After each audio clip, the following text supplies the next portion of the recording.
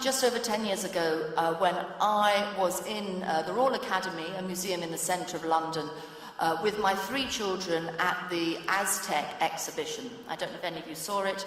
I had an older child and 2 younger children, twins, strapped in a pushchair. And one of my children, 3 years old, shouted, and I've never denied he shouted, "Monster, monster," at this statue which looked just like a monster. Had snakes for hair, a big beak for a nose, and I thought, this is fantastic. I've got a 3-year-old that's appreciating pre-Hispanic art. How good can it get? So I bent down and I said, "Yes, it looks just like a monster."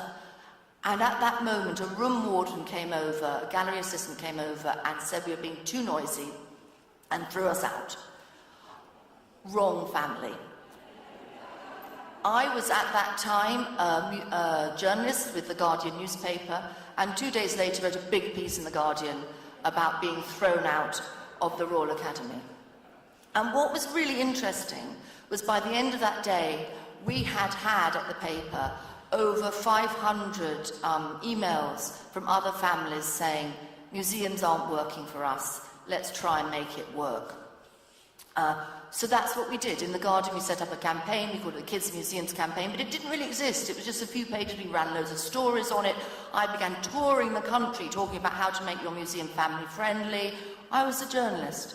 I was called in to see the then director of the National Gallery in London. I'll never forget this moment, when he called me in and said, "We really like this Kids and Museums campaign, and we've been talking on our board about it, and we have some ideas of how we might work together, and I'd like you to take them back to your team."